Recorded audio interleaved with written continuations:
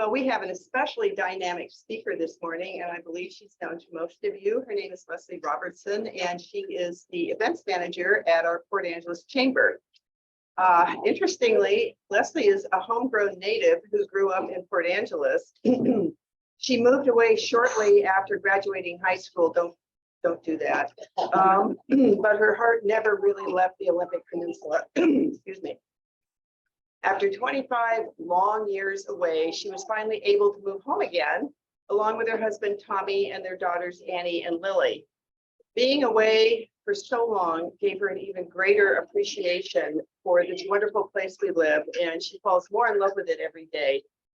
In 2019, she began working as the events manager for the Port Angeles Chamber of Commerce, and she hasn't looked back since. She's excited to be here today to share about the great success of the most recent season of our Winter Ice Village, as well as many other community building events that the Chamber produces throughout the year. So let's welcome Leslie.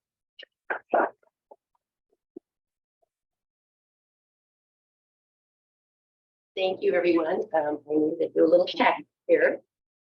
Share my screen, which I'm not super adept at.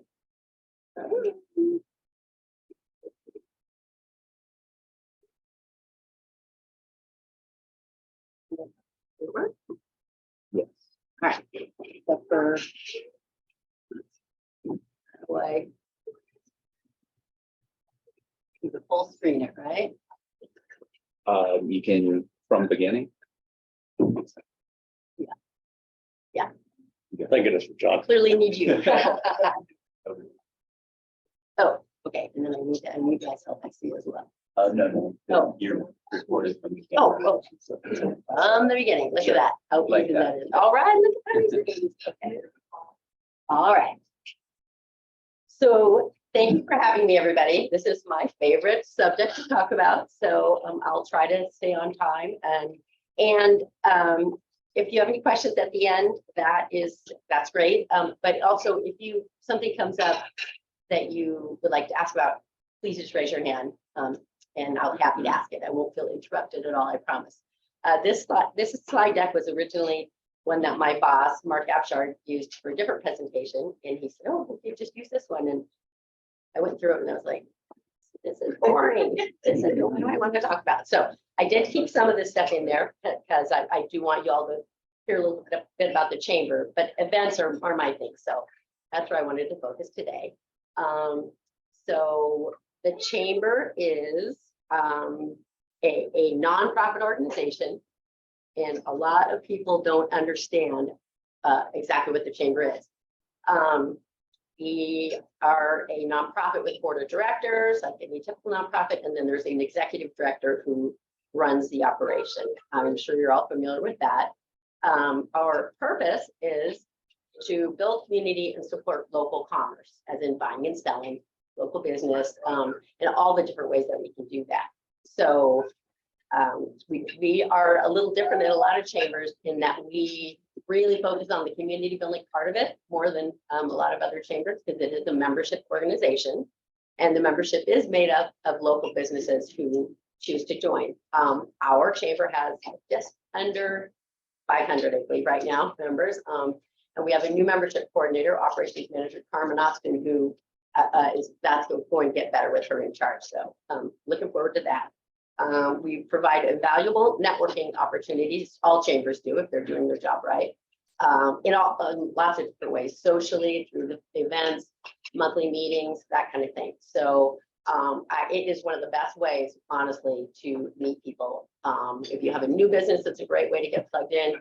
If you move here from somewhere else and you want to meet people, it's a great way to get plugged in. If you want to volunteer, it's a great way to get plugged in, because we always need volunteers. And chambers of commerce often operate the local visitor centers, like ours do. Not all do, but that is a fairly common thing for chambers to do. So one of the things that a lot of people don't know about that. And I can see that my screen is covered up. But interestingly enough, I didn't know this until I was preparing this. Our Port Angeles Chamber was founded in 1894, which is surprising. So been at it for a while. Okay, these are some of my pet peeves. So I'm going to share them with you today. This is what the chamber is not. We are not the city. It's amazing how many people think we are, and this is no criticism to the city, other than, of course, they get a lot of the credit for a lot of what we do. But so many people think that we are part of the city or affiliated with the city, or the next thing, we are not any part of the government. We are not county, federal, state, local. We're not government in any way at all. We're completely separate from that. None of the income from our programs and events comes from taxpayers. Now that's not exactly accurate, because lodging tax is a tax, I suppose. So those taxpayers do fund some of our programs, but the money that we get from taxes are lodging taxes that people pay when they come and stay in hotels and Airbnbs and such. So, and that is to perpetuate tourism. So we do get grants from time to time for some of our events for that. But as far as just basic taxpayers and income, we don't get any money from any of that. And it's amazing how many people don't know that. They think that we are spending taxpayer money, and we aren't with the things that we do. So I just want to make sure that everybody knows that. We are not a good old boys network, an inner circle of you'll scratch my back, I'll scratch yours. And we're not a selective club that only favors certain businesses. A lot of chambers have that reputation problems like that. I think our chamber has in the past had that kind of a problem. But we are well, everybody's welcome. I would love it if every single business, we would love it if every single business in this community decided to join the chamber and participate. And our members are all equal in our eyes as whatever support we can give. And in fact, much of what we do supports businesses that aren't even members of the chamber, just because, you know, a rising tide floats all boats, right? We truly believe that. So that's how we operate. Okay, I'm almost done with the boring chamber stuff. Sorry, you guys. Okay, we have a 5-year. I'm going to grab my copy. We have a 5-year strategic plan that was developed when Jim Hagwood was our board president. He did a fantastic job. I'm sure many of you know Jim, if not all of you, and he helped the board develop a 5-year plan. And these are the core values: to reach a sustainable organization, an organization that, you know, can keep itself going and keep maintaining, to engage the business community, which in the past has been kind of a problem. Problem's the wrong word for it. Has been a challenge because, for one thing, most of our businesses are owner operated, and they work so hard they don't have time to really get involved with anything else. So trying to get everybody to engage together towards common goals is a big challenge. So part of the 5-year plan for the chamber was to help make that better. Create value in the community. That's like a bottomless well of things that we can do and ways that we do it. And we work really hard at doing it. As I hopefully many of you are aware, with our events that we do and our networking opportunities, our luncheons, and I could go on all day. And then, of course, to foster economic development. As a Chamber of Commerce, we're interested in commerce, you know, and buying and selling and supporting and business and all that. So that is the 5-year plan. We're almost at I think we're on year 4 of it. So the board is getting ready to have a retreat and do their next stage of the 5-year plan. So, and I think it'll follow a lot of these same core values. But the board has been extremely successful in achieving these, and I'm really proud of them. Really doing a good job. Okay, here's some just really quick, boring money stuff. You can see where our revenue was in 2016 and where it is in 2021, and almost all of that money comes from our events that we do. We have several large events throughout the year. Most of them, we do get some sponsorship, but we pay for. The chamber pays for. And then we have 2 major events that raise money. And so those 2 major events, that money goes right back into helping us do all the other events as well. So yeah, as you can see, and every penny of that goes back into the community in one way or another. So as you can see, we're doing really well. I started in 2019. And Mark started in 2016, I think, or maybe 2017. So and you can see the trajectory. The trajectory. The chamber really changed years, changed how we wanted to do things and what we wanted to do, had an excellent board, and it's really paid off. So I'm really proud of it. Sounds like I'm bragging. I am. Okay, there's our latest business directory, which is lists all of our members. I just love this. This is the new cover. So I just wanted to share that with you because this is actually Carmen Austin, our new operations manager's mom.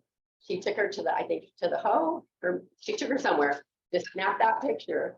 And Mark, I think, was looking through her photos and this is great. So says it all. She's looking up at the year 2023, with her arms are wide open with possibility. Just a really cool picture. So that's our business directory that has all of our members listed in it, and ads and information about the chamber. You can find pictures of the board members, and the staff, our giant staff. We have a staff of 3 people. Mark is our only full-timer. He's the executive director. There's me, the events manager, and Carmen Austin, who's our operations manager, membership coordinator. And then we have a bookkeeper who comes in sometimes too. So all of these things that I'm about to talk about is done with a staff of 3 people. So I hope you are impressed by that because it feels impressive sometimes. All right. Okay, I think that's the one. Now we get to talk about the stuff. Well, no, this kind of falls in there. Okay, so our priorities for this year are to grow Elevate PA 2026. Elevate PA briefly is a new group that has formed about improving the downtown Port Angeles district, the waterfront district. And I'm sure you have all in this room said at some one time or another and heard others say, our downtown needs this, our downtown needs that. If we could only do this, we could only do that. There's a list of things that everybody's been saying forever and ever. And someone will start something and it'll catch on for a little while. Someone will start something else and it'll catch on for a little while, but not everybody just doesn't get on board and just doesn't seem to go anywhere. Well, this group is different. I'm telling you, this is a dynamic group of people. They've developed several committees, the Welcome and Design Committee, the Safety and Security Committee. If you go on our website, portangeles.org, there's a lot more information about that. This is not my area of expertise, but it is really exciting to see what's happening. So if you'd like to see what's being done about the downtown district, how we can improve it and make its reach its full potential, which we all, I'm sure in this room, know what the potential is for that area. They're really working hard on it, and they're always looking for more input and other members. So again, our website is portangeles.org, and you can find all this information here. We're also adding a new event because we aren't busy enough and we don't have enough to do. So all 3 of us. But this is something really exciting.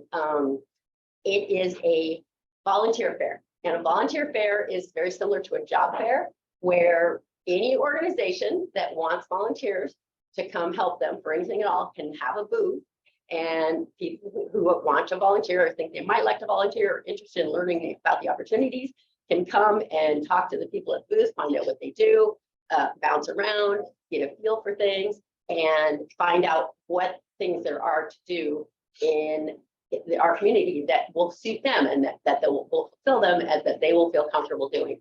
One of the biggest barriers to volunteering I've discovered is that people feel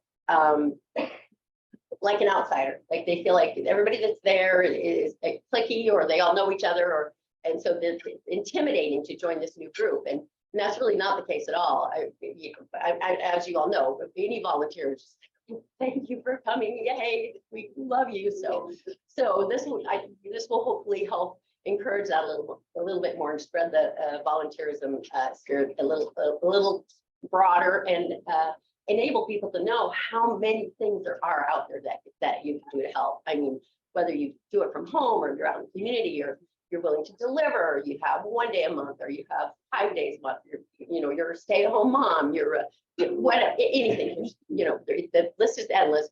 And this is a great way for people to come together and discover how they can make the community better themselves, because it feels good. It's the best serotonin booster I know. So volunteer fair, I believe that will be in April. Look for that information if you're interested. And of course, I would like to invite you also to join us if you would like to be there seeking volunteers. we have started a new thing called COIN, which is the Cloud Opportunity Investment Network. And it's a local investing network where local investors and local entrepreneurs are put together, and they can meet and learn whether they want to invest, that investors want to invest in the local companies. It's been really successful in Jefferson County. It's happening elsewhere, and it keeps the money in the community. It creates the dollar multiplier effect where when a local investor invests in a local business, and that business is successful, those dollars are spent within the community over and over and over again, much more than if you spend it at Safeway or one of the chains or something like that. So that if you're interested in that at all, and we're talking for the most part small investments, and it's all contractually legally done. It's the new way of doing things in a lot of small towns, and we're talking like $1,000 sometimes, $2,000, just that last little bit they need to buy the one piece of equipment or do an advertising push or whatever it is that they might need to do to get things going. So that is also very exciting. And again, on the website, you can read about that. So Solemn Opportunity Investment Network, look at it on prudentials.org. Okay, and the last thing, the biggest news that people seem to be most excited about is that we are going to do a roller skating rink where the ice skating rink is in the winter. So the summer, for 8 weeks, in the summer, we're going to do a roller skating rink. It's going to work much the same. It's going to be powered mostly by volunteers. It'll be open a little bit later. It'll be a little less for the ticket because it's less. It costs a lot less to operate a roller skating rink than it does a ice rink because you don't have to make ice. But the theme is a campground theme. So it's going to be like a campground. We're going to have campfires where you can buy a s'more kit, cook your s'mores, sit on a log bench, the signage, all the decorations, it's going to have that feel of just being in the Northwest, like in the park or in the campground. So it'll be a little different from your typical, disco nights, roller derby thing, but it'll be really cool. And Haley Sharp from Moss is helping to design that. So, and if you've ever been in her store, she really has the eye for that. So that's coming up. All right. These are some of our programs that we do. Elevate PI, I talked about briefly, but I really urge you all to look into a little bit more. The Clallam Opportunity Investment Network is another thing I talked about. We do the heritage tours downtown. And how many people here have done the underground tour, like the heritage tour? Okay, well, not very many. That's actually not surprising. It's amazing how many people don't do it. And the kind of thing you do, I guess, when you have company and you're forced to be a tourist in your own town. It is really, really cool. And we have a new tour guide, Steve Hargis, who is just so great at it. Even though even though you live here, I promise you will enjoy it. So if you get a chance to do the heritage tour with Steve, because I can't recommend it enough. People rave about it. He gets great reviews. You will learn so much about this community, and you'll never see downtown the same way again. You'll drive past buildings and you'll know what's upstairs and what's in that basement. So some, right? So I highly recommend that. That's we also do the cruise ship excursions. That a lot of people don't realize that the cruise ships that come in on City Pier and they need things to do. So we work with Blackball and their transport buses, and they go out to Lake Crescent Lodge, or they go up to the Ridge, or they go out to the game farm. So we are getting those people out and around and showing them some of the beauty that there is. And so many of them come back. They stop by on the cruise ship, they stay a night or two, and then they come back with their families. And we hear it over and over again in the visitor center. Oh, my wife and I came on our cruise and we wanted to bring our grandkids. So it's a really effective opportunity to showcase our town. And we have our event tent rental program, which, as you guys know, we bought a giant tent, which many years ago, or for the one that we borrowed, collapsed in the snow. That was kind of catastrophic. So we decided we really needed to not borrow a tent anymore.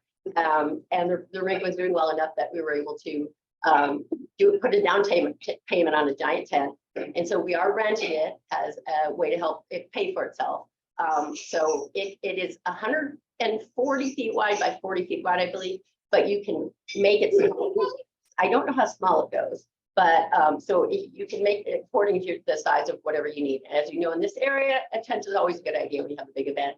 And our prices are very competitive. We looked around at what other places are charging. So if you ever think you need a big tent, call the chamber, support the chamber. Another way to support it. And it'll be the ice skating rink tent if you've ever seen it. So, all right, more stuff we do. Member services, networking. This is the boring stuff. Sorry, networking opportunities, events, our monthly newsletter. Which if you're a chamber member, you can put any new information in the newsletter. And it goes out once a month. Carmen is doing a fantastic job on it. And our click rate on that thing is really high. People actually open it and read it. So it's a really, really good way to get your information out, which is becoming harder and harder these days. Less people read the paper. Facebook doesn't seem to be as effective. So it's just a really good way to be plugged in. And you don't have to be a member to be on the email list. You can email info@portangeles.org and ask to be put on the list if you want to receive the newsletter, because it's full of information. We have just started a small business insurance and benefits program, which is one of those things where it puts a lot of people together so that they'll create a group and then they can get a group rate for insurance. So small businesses are now able to get some more affordable business. That's a brand new program. A company in Seattle is helping us with that. So that is obviously a major benefit to small businesses, especially in this area. So that's something else to look into. And member promotions, we do the ribbon cuttings. You all know what those are. We have our social after hours where we gather in a different member location once a month and usually have wine and chat or coffee and snacks, and just it's a networking opportunity but more on a social level. We also do the visitor center, which I mentioned earlier. It's open 362 days a year. We get about 60,000 visitors. I believe it is the busiest visitor center in Western Washington State. It's busy. We're busier than even some of the ones that you think would be a lot busier. We just get so many people in the summer, and those volunteers do a great job. They're super knowledgeable. And we contract with the city to do that. It's all volunteer. We help, display and promote local businesses, and we give a relocation assistance, which is especially tough these days because you guys all know how hard it is to find housing and remote working. Encouraging that too. So, all right, yay! Here's the fun stuff.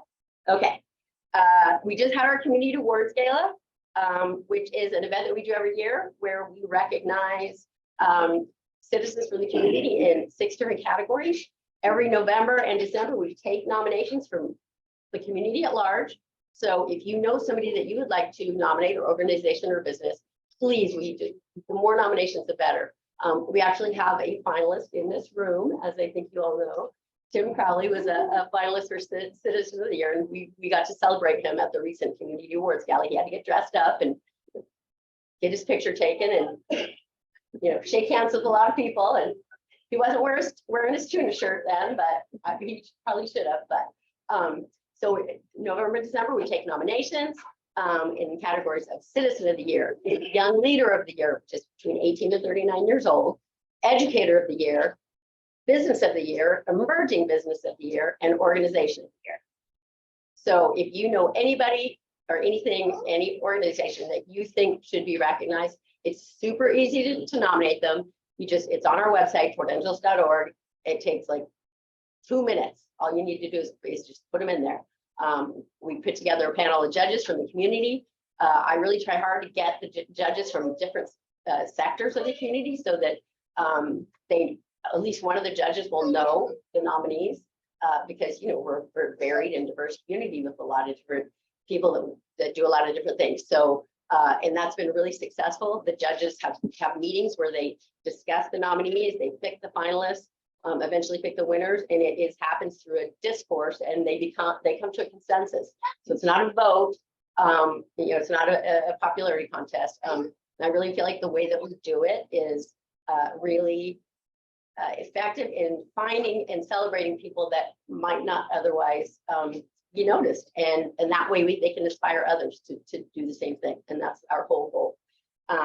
The North Olympic Wedding Expo, which probably don't even know we have.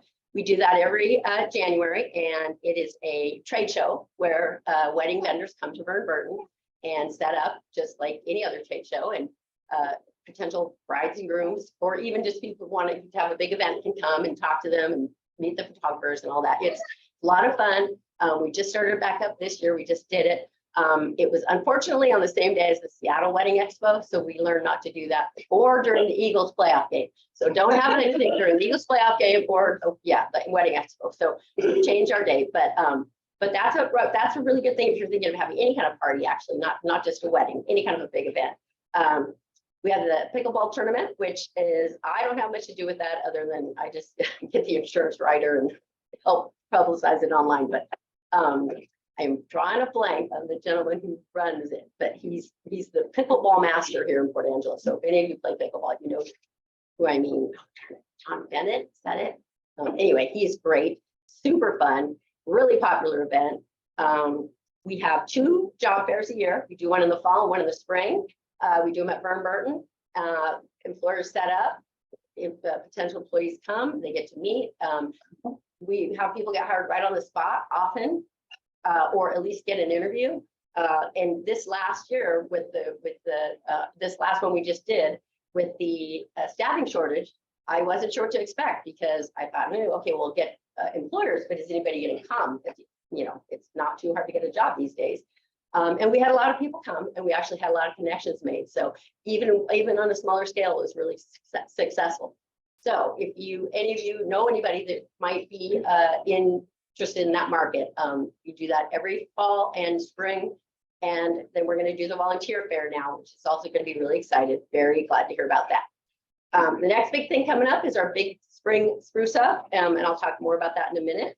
I think you have participated in that before as a group, I believe. So you know what that is, but we're going to try to do the Maritime Festival this year. We haven't done it since COVID, and that is more of a celebration of all things maritime. You know, we're a waterfront town. We have the port, water, or a lot of maritime industry, a lot of boaters and fishers, and a lot of maritime careers. So we really want to try to put that together for people so that they can understand a little bit more about that part of our community. Okay, the roller skating rink, talked about that. Our community 4th of July celebration. If you've come downtown at all, you know that it is a all-day big thing. I mean, we start off the morning with an apple pie baking contest, and then we have a hot dog eating contest, and there's a cornhole tournament, and there's a pickleball tournament, and I'm not even gonna remember everything that we do. There's the whole kid zone at the Gateway Center. There's just stuff, we have a concert. There's stuff going all over town all day, 4th of July, leading right up until the fireworks. And the chamber produces all that. And so we always need volunteers. Of course, it's a lot of fun. So when you are downtown celebrating 4th of July, just remember it's the chamber that's doing it, not those other guys I talked about earlier. Okay, Ride the Hurricane. Who knows what Ride the Hurricane is? Okay, so Ride the Hurricane is actually a really cool event. It's one of our major fundraisers. The ice rink is the other one. The Olympic National Park, one day a year, the first Sunday in August, they close the road to Hurricane Ridge to motor vehicle traffic so that we can have a bike ride. We limit to 800, but 800 bike riders get to ride up that ridge road and back down again with no cars. And as far as I know, we're the only national park where you can do that, where you can actually have the road to yourselves and have it closed. There are other rides that go like before the road opens for the season or really early in the morning, but we are the only ones where they actually close the road and you can ride your bike. And it's a really cool event because for some people, it's the hardest thing they've ever done. It's a little different than the really hardcore, you know, we get those guys, we get the guys that go up 2-3 times that, but a lot of times it's families who have been practicing or, you know, people are really trying to accomplish the most amazing thing they've ever done. And they get their picture taken at the top and we have aid stations every 2 miles, which is pretty frequently because it's hard. And a lot of the people are not, you know, super professional bike riders. And the aid stations are all local people who are really fun and encouraging and nice. We have a drumming group that is like about half a mile from the top and they just drum them right up to the peak. And it's a really, really, really neat thing. And that is also something that has really brought people to the community to see how beautiful it is, and then they end up coming back. They say, oh, I came with my pride and I want to bring my family. So, and of course, the Winter Ice Village, I think everybody's familiar with that. We had our most successful season ever for the Winter Ice Village. We were busy. We had record-breaking day after record-breaking day. It was great. Here's some numbers for you. We're open 46 days. We had 655 Zamboni runs where you scrape the ice. Guess what? Our Zamboni broke. You have to scrape the ice because it gets lumpy. People can't skate. So the guys got out there with hand scrapers and hand scraped the ice until we got the Zamboni fixed. So we call them Man-Boni runs. And so they had to do that 17 times. We went through 25,000 gallons of water, not only for ice, but a good portion of that was hot chocolate. We had 7,746 cups of hot chocolate to be exact. And we went through 810 gallons of just drinking water. So it's a big operation with a lot of moving parts. This is how much volunteerism it takes. We have rink managers who are people who give up a week of their life to be the manager at the ice skating rink. We have, everyone on that list took a week and was at the rink for at least half the day. We had takeover days where organizations and service groups like you guys would come and take the rink over every volunteer position for the day. It was a lot of fun. Everybody who works gets a free ticket for their for skating that they can share to anybody. And the more takeover days we have, the better. Because it's a great way for people to get connected with the it's a great way for people to get connected with ice rink and feel like they're a part of it. Oh, I'll go quick. Okay. Sorry, I told you guys I could talk about this all day. We had almost 12,000 skaters, 13,000 skate sessions. 60% of them were youth under the age of 18, no surprise. 30% 19 to 40, 15 to 40 to 55, and 5% age 55 and over. We had 52 skaters who were over the age of 70. And the oldest was 86 years old, and 20% of them were from outside Collin County. It's the most successful season ever. We also had our community awards gala where we got to honor Tim and some other incredible people. Again, I encourage you to nominate people when that comes around every year.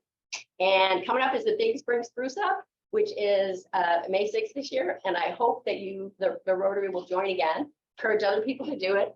And look on our website coming this summer, the roller rink. Thank you for your support. All right, sorry guys. I just want to say again, we run on volunteers. I can't stress that enough. We run on volunteers. We need volunteers, and we love and welcome volunteers. So if you know anybody that enjoys any of these things that we do, encourage them just one day, 1 hour, whatever it takes to help us pull these things up, because we couldn't do it without you. So thank you very much, you guys. Thank you. Thank you.